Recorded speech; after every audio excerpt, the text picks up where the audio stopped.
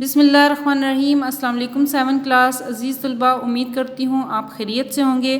اللہ تعالی ہم سب کو اپنے حفظ و امان میں رکھے۔ عزیز طلباء، اردو بی کے لیکچر میں آج ہم نے رموز و اوقاف کی پڑھائی کرنی ہے اور یہ جاننا ہے کہ رموز و اوقاف کیا ہوتے ہیں۔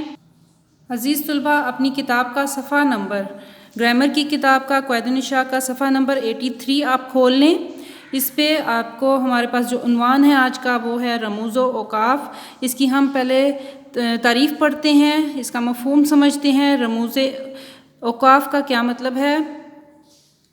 رموز رمز کی جمع ہے، رمز کے معنی ہیں اشارہ یا علامت۔ اوقاف وقف کی جمع ہے، وقف کے معنی ہے ٹھہرنا یا رکنا۔ اس طرح رموز اوقاف سے مراد وہ علامتیں ہیں جو ہم جملوں اور عبارت میں استعمال کرتے ہیں۔ ان علامتوں سے بات واضح ہو جاتی ہے اور عبارت کے پڑھنے اور سمجھنے میں آسانی ہو جاتی ہے۔ اگر ان کا خیال نہ رکھیں تو مطلب الٹ ہو جاتا ہے۔ اب علامت وقف کیا ہے؟ وہ علامت جو عبارت کے درمیان بات کے مفہوم کو واضح کرنے کے لیے استعمال کی جاتی ہے، علامت وقف کہلاتی ہے۔ چند علامت وقف درج ذیل ہیں۔ ہمارے پاس پہلی علامت جو سی ہے نمبر 1 پہ ہے، وہ ہے ختمہ۔ ختمہ کیا ہے؟ یہ علامت ایک چھوٹی سی لکیر کی صورت میں ایک پورے جملے کے خاتمے پر لگائی جاتی ہے، اس طرح سے یہ والی، جہاں کچھ دیر ٹھہرتے ہیں۔ انگریزی میں اسے فل سٹاپ کہتے ہیں، جو نقطے کی صورت میں جملے کے آخر میں لگایا جاتا ہے۔ مثلا ایک جملہ انہوں نے لکھا ہے، آج میری طبیعت خراب ہے، آپ کل تشریف لائیں۔ لائیں کے آخر پہ انہوں نے یہ ختمے کی علامت ڈالی ہے۔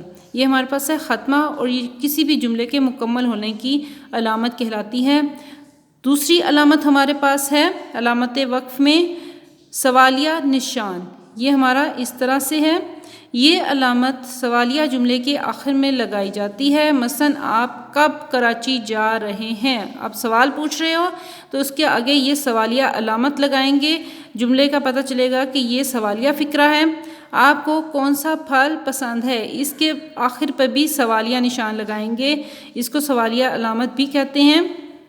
تیسری ہمارے پاس جو علامت ہے اس میں ہمارے پاس وقفہ ہے۔ یہ ایک چھوٹا اور مختصر سا وقفہ ہے جس میں کچھ ٹھہر کر آگے بڑھنا ہوتا ہے۔ انگریزی میں اسے کوما کہتے ہیں۔ مثلا کراچی، لاہور، فیصل آباد، راولپنڈی اور پشاور پاکستان کے مشہور شہر ہیں۔ حضرت عمر فاروق بہت مدبر، پرہیزگار اور عادل حکمران تھے۔ یہ جب ہم نے بہت سی چیزوں کو اکٹھا لکھا ہے تو ان میں وقفہ دینے کے لیے ہم نے کوما یا وقفہ کا استعمال کیا ہے، اور اس سے جملے کی خوبصورتی میں اضافہ ہوتا ہے۔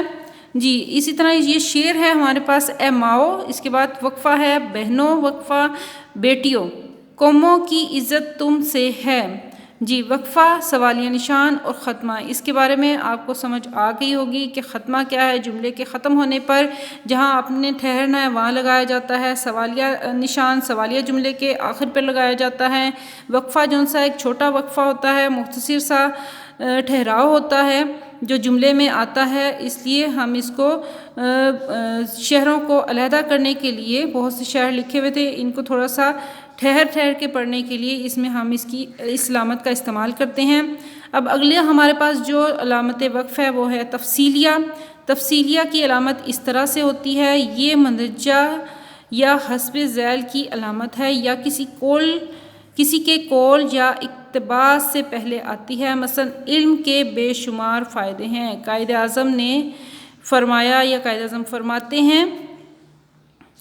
یہاں پہ آپ نے تفصیلیہ کی علامت لگائی ہے، جو فرمان ہے اس سے پہلے قائد اعظم فرماتے ہیں، یہاں پہ تفصیلیہ کی علامت ہے۔ تفصیلیہ کی علامت سے مراد یہ بھی ہے کہ آپ کی بات ابھی جاری ہے، کوئی بندہ جو سا ہے کوئی تفصیل میں جانا چاہ رہا ہے کسی بات کی تو وہ کیا کہہ رہا ہے، اس کا کیا فرمان ہے، اس لیے ہم یہ علامت کا استعمال کرتے ہیں۔ عزیز طلباء، صفحہ نمبر 84 پہ ہمارے پاس 5ویں علامت ہے کوسین۔ کوسین اس طرح سے بریکٹ کی طرح سے علامت ہوتی ہے۔ کوسین یا خطوط وحدانی میں عبارت کے ایسے حصے لکھے جاتے ہیں جس میں کسی بات کی وضاحت کی گئی ہو۔ یہ علامت مکالموں اور ڈراموں میں استعمال ہوتی ہے۔ مثلا چودھری عبدالغنی جو میرے ہم جماعت تھے آج کل وکالت کرتے ہیں۔ یہ علامت حوالہ دینے کے لیے لکھی گئی ہے، اس لیے وضاحت کی گئی ہے کہ چودھری عبدالغنی کون تھے، تو اس میں ہم نے کوسین کا استعمال کیا ہے۔ اس کے علاوہ ہمارے پاس اگلی علامت ہے واوین یا الٹے کومے، اس کو ایسے لکھتے ہیں۔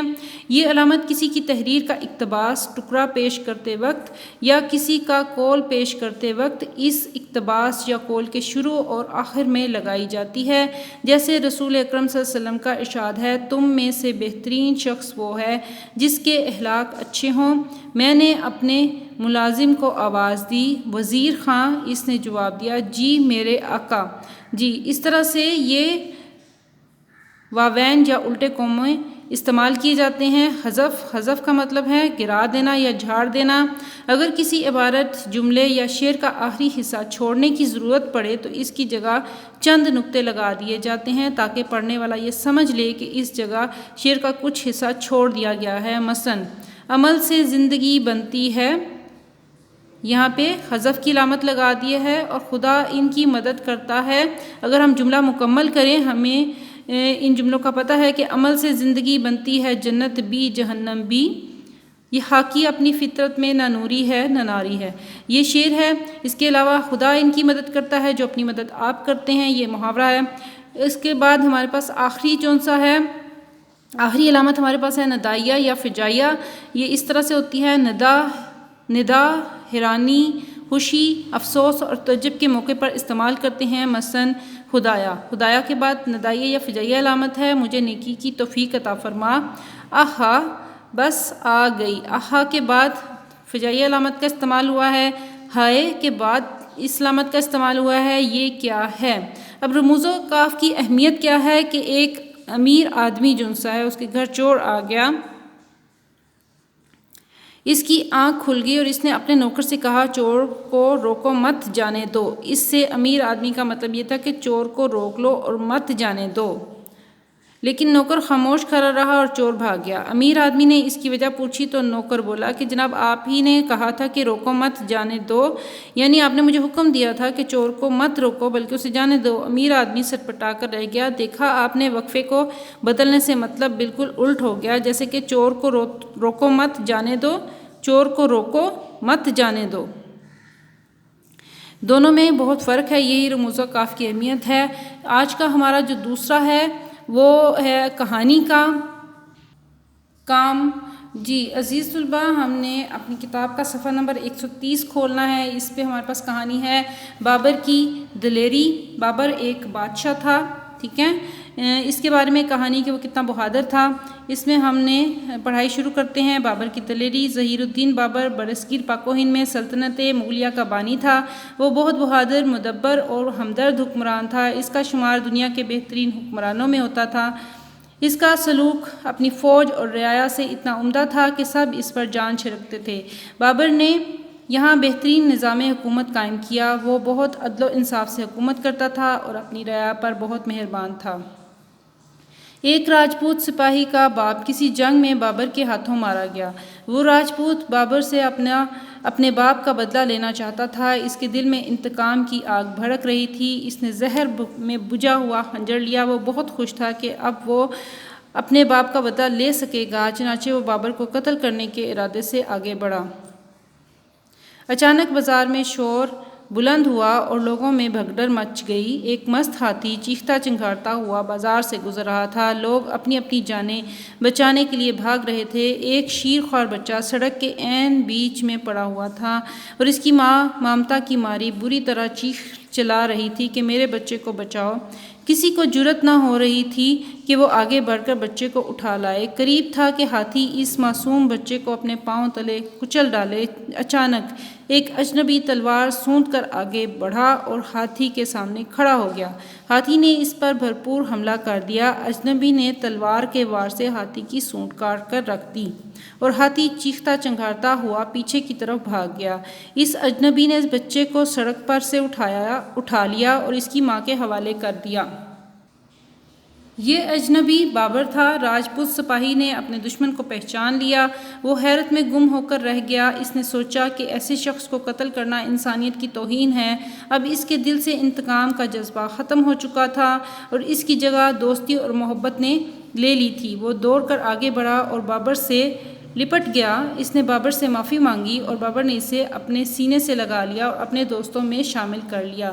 اس کہانی کا اخلاقی سبق یعنی نتیجہ کیا ہے؟ بہادر لوگ جو سے ہیں وہ ہمیشہ دلوں پر حکمرانی کرتے ہیں۔ یہ کہانی بھی آپ نے اچھی طرح سے یاد کرنی ہے۔ عزیز طلباء، آج کے کام میں آپ نے رموز و اوقاف اور کہانی کی پڑھائی کی ہے۔ بابر کی دلیری، ان دونوں اسباق کو اچھی طرح سے آپ نے یاد کرنا ہے اور لکھنے زبانی لکھ کر مشق کرنی ہے تاکہ آپ کے ذخیرہ الفاظ میں اضافہ ہو، آپ کی املا درست ہو۔ اپنا بہت خیال رکھیے گا۔ اللہ حافظ۔